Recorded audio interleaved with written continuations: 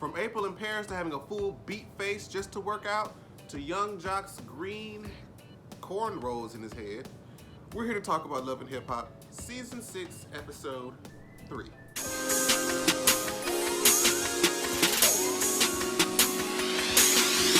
What's going on YouTube? Jamar. What's going on YouTube? Washington. This is what Jamar for here once again. What's going on YouTube? This is your boy Jamar here once again, and we are here to talk about this week's episode of Love and Hip Hop Hollywood.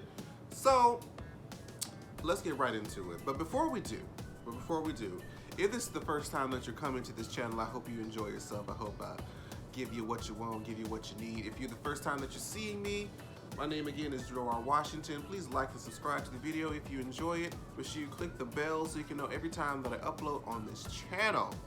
So let's go ahead and get right into the episode, okay? This week we pop off right where we left off last week, where they were hyping up this big moment where Lyrica was walking in with Apple Watch. She was about to confront Summer Bunny, and it was about to be this big dramatic scene. It was not. Literally, as soon as Lyrica came in, she just was like, I'm here with my friend. I don't even know if Lyrica was warned about who was gonna be there. I think she just wanted to, I think Apple Watch just wanted her to show up and see Summer there and then kind of go from there.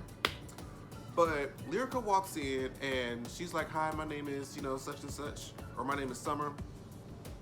And she starts going off, well, Apple Watch starts going off, saying who she is, what she's done, and you were messing with her husband at A1 and blah, blah, blah. And so they're going back and forth. And then next thing you know, Princess comes in. Why is Princess always jumping into people's fights? Like, Summer Bunny is back there trying the hardest to defend herself. She's over here talking to Lyrica like, what you want? What you want? Like, like, she is hyped up. Like, Lyrica ain't even said nothing to her yet. I feel like she just was on the attack. She was waiting for somebody to come and throw a shoe at her. Like,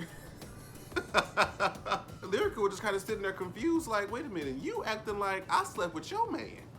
So after they do this whole dramatic whatever that was supposed to be, Yo-Yo comes and tries to be the mother hen again and is like, I really want these two women to work things out, and I want them to be able to come and communicate and kumbaya, all this other shit. I'm like, all right, girl.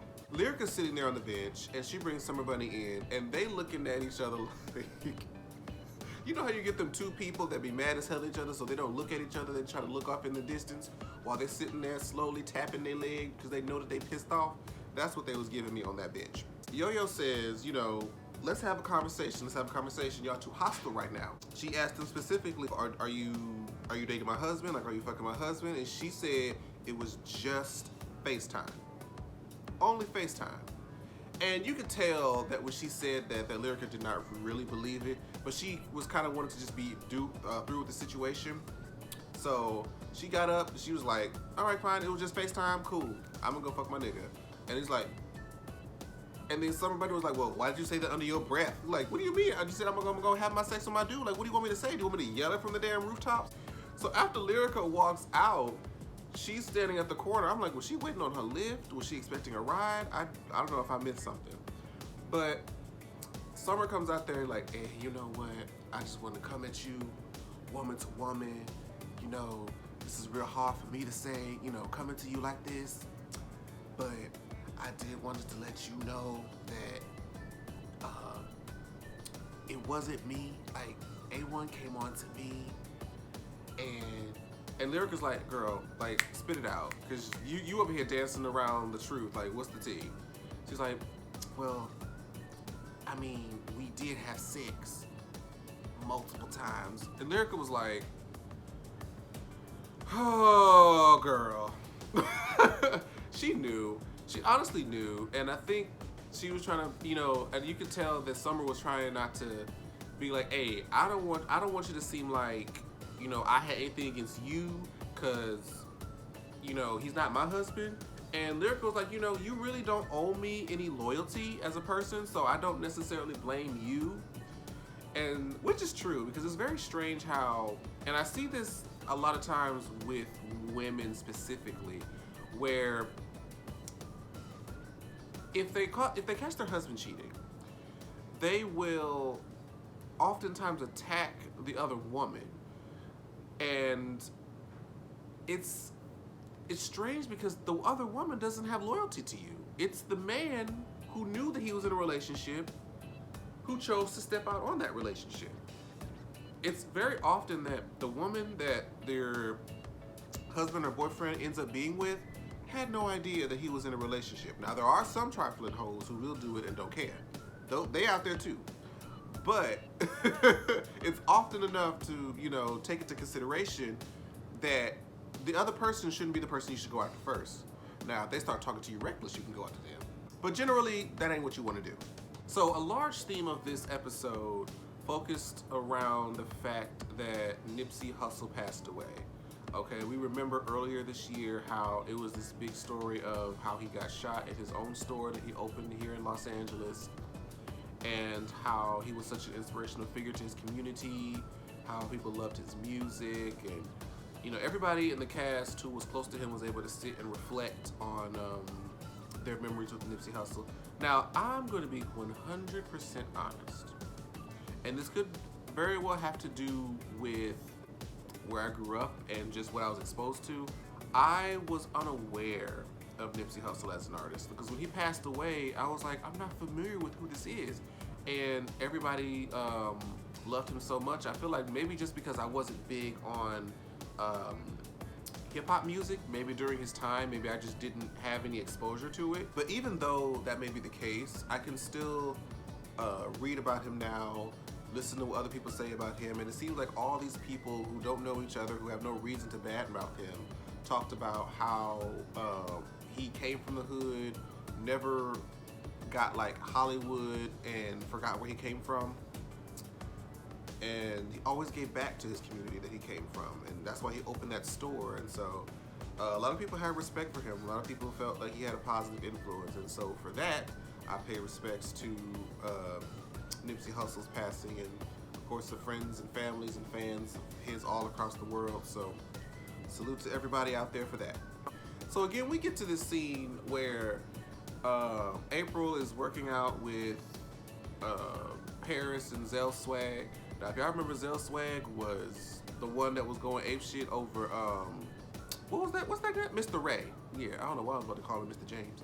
But Mr. Ray, y'all saw him doing all the, I think that was like Hollywood season 1 or 2? I can't remember now. But it's been a while since he's been on here. And I actually see Zell Swag a lot in West Hollywood at Trunks usually. I think him and Paris passed by me actually. I didn't even realize that was them when they passed by, but it's so weird to me to see these women on these reality shows doing things like exercising, like hiking, like full-fledged hiking, or doing some sort of like strenuous physical activity, but still being a full face of makeup. It's too hot for that. I'm not about to sit here, take the time, or have anybody else waste their time beating my mug, getting my eyebrows right, my highlight, my lashes and all that stuff to go outside and sweat. That don't make sense to me. Her and April was out there sweating. Well, I don't know about necessarily sweating, but they was out there, looking a little greasy. But next week, we're gonna see Moniece, April, and one other girl. I'm not sure who she was. I didn't get a good look at her. But they're gonna do like some harmonies with the piano, trying to get some singing going on with Brittany B. And Brittany B is reading her, saying, I don't take you seriously. And I don't know if she sounded bad or what that conversation was, but I'm looking forward to that next week. So one of the big things I wanted to talk about in this video is we were introduced to a hip-hop artist named Mickey Monday, okay? Now, Mickey Monday is, from what we've gathered, a Caucasian male from LA or California who is a rap artist. Now, I like how when Yo-Yo was trying to introduce Mickey to a friend of hers who's in the industry, she asked a lot of the questions that we, a lot of times as black people, want to know and want to ask, a Caucasian person who does hip-hop music. How do they feel, or like, why do you want to produce this kind of music, first of all? And Mickey says that his father grew up on NWA's, Tupac, just a lot of the early 90s hip hop artists, and so that's what he was raised around. So that's, why he was drawn to it. I'm like, okay, fair. That's no fault of your own. And then he says, well, how do you feel about, making rap music even though you're not in the African American community where a lot of that stuff, originates? And Apple Watts kind of chimes in and says that music has no color. Now, to this, I do agree. And I know a lot of people don't agree. They feel like, a lot of artists are supposed to, if you look a certain way, you're supposed to make a certain kind of music. And I feel like that pigeonholes a lot of people, and it kind of stifles a lot of artistic growth. And like, for example, I know that there's like Normani, for example. She is a breakout star from the group Fifth Harmony. She just put out her solo stuff. But a lot of people want her to be this urban artist because she's dark-skinned. A lot of people want her to make more urban music. They feel like, she shouldn't make pop music. It'll be considered being a sellout and all this other negative stuff. And I'm like, it's always weird how, especially the darker that you are, the more expectation to be a certain kind of artist and make a certain kind of music. And I feel like even K. Michelle, that's on this very show, is feeling that same pressure. Like, she is from Tennessee and wants to make country music because she's a fan of the genre. But because she's a black girl, she excuse me, she isn't allowed to make that music. And I feel like that's kind of bullshit. I wonder, what is it, and I want to ask this to like my other African American people, what was it about, for example, Justin Timberlake? Justin Timberlake is another Caucasian man who made a lot of urban music in his solo career when he became really, really popular.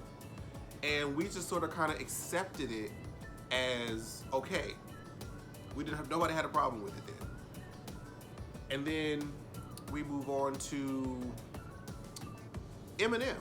Eminem is another very popular rapper, Caucasian male, raised in the same city that I was raised in Detroit, on 8 Mile, who sometimes got scrutinized for being the type of artist that he was, but then again, over time, or just because he made the type of music that we liked, we accepted it. Even Robin Thicke, who arguably makes urban music when he first came out, but we accepted it. And so I'm like, why is it that we're able to accept some people but not other people? You know what I mean? Because we didn't have a problem with, say, Kelly Rowland, who is a beautiful chocolate woman making dance music, and dance music is primarily European. So we're kind of dabbling over to the pop world. So I feel like you shouldn't be bound by your race and skin color be bound to what kind of music that you can make, because people have all kind of talents. You never really know. And there's probably some great music and by some great artists that we would never have if they allow themselves to stay pigeon-toed in this one particular, bubble and never thought to expand outside of that. So I want to know what you guys think. Like, how do you feel about, Mickey Monday being a hip-hop artist in today's music? Do you feel like he's kind of overstepping his boundaries, or are you saying you're free to make whatever kind of music that you want, as long as, you know what? Let me add this one last point. I feel like people can make whatever kind of music they want as long as they give proper tribute and honor to the originator of that music or the culture that which it came from. Because you don't want to be labeled a culture vulture. You don't want to be somebody who appropriates people's cultures, So let me know what y'all think in the comments. That's one of the main topics I want to talk about. So the last thing about this episode that I wanted to talk about was when Lyrica, her friend, popped up on A1 at his show here in LA. When there's obviously tension between a couple, whenever they have friends that they talk all their business to, and this is why you shouldn't tell your relationship business to all your friends, because when your friends start getting involved, it doesn't really matter like what issues you work out as a couple. Your friends are gonna always be there saying some sly shit because of all the horrible things that you told them. So you got her friend over here talking reckless about him, and then he's like, well, whoa, this ain't cool. Like, you got two women up on me. Like, what about, let me bring my friends over here to have my back. And so they ridiculing each other for having the other friend there. And it's just like, look, this is what happens when you got too many people in your business. So I'm glad that Lyrica was like, look, I got this girl, let me handle this. Boom. She asked him like straight up, like, have you been sleeping with Summer Bunny? And he is trying so hard to say everything else he can other than yes. So when he finally says yes, Lyrica's like, that's what's up. You could tell that she was crying, and he was like, you know, so of course she goes through the whole spiel about, oh, you know, we renewed our vows and you cheated, how could you cheat, and all this other shit. Everyone is in the confessionals like, girl, if we can recall back to last season, I'm still not 100% convinced that she did not slob on Safari's peen. I'm really not, because she got real defensive when it came to her text messages, and like we were trying to ask her like what happened to her text messages. She's deleting the threads and shit. I'm like, girl, and you acting and exhibiting all the behaviors of a guilty person. Okay, so for you to have all that going on and then be mad at him for the same thing for a FaceTime call, it's kind of like, well, girl, you did the same thing, sis.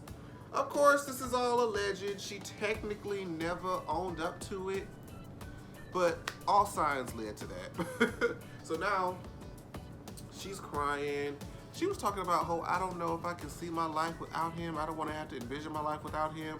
But yet, just the other episode, or the first or second episode, you said I was ready to break up with him.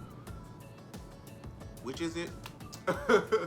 But she's like, oh, I don't feel like I can be with you anymore because I feel like you kind of abused me and this, that, and the fourth. And honestly, I don't know why they're even on this show to begin with. Clearly, they're not healthy for one another. At least not right now. I don't know what it is, but they shouldn't have even participated. I guess we're going to watch and see how they maybe get back, or how they're gonna work through and co-parent, or if they want to fix the relationship. I don't know. But I mean, obviously y'all cheating on each other, y'all doing like petty shit just to get back at the other, and I'm like, that's not a formula for a working relationship. You know, like, if y'all need to separate to maybe figure some stuff out mentally, maybe some time away would work, maybe that's what y'all need to do, because you screwing him because I screwed her, and then I'm screwing her because you screwed him, that don't help nobody. It don't help nobody. I'm enjoying the season so far. This episode was a little meh, but I feel like when they're still in like the previews for the upcoming stuff, that's when it's gonna get really, really good. So make sure y'all stay tuned. And I am gonna get another animated horror story out to you guys. Is this gonna be? If this is Tuesday that you're watching this, it'll be out later today. And if this is late Monday night, if you're watching this, it'll be out tomorrow. So thank you guys again so much for all your love and support. I really, really do appreciate it. Thank you guys so much for those of you who have stuck with me this whole time. I know I had some OGs from years ago who have been with me through this entire journey, and I thank you. I love you guys, and I'll catch you guys in the next video. Bye-bye. Like, share, subscribe. Washington.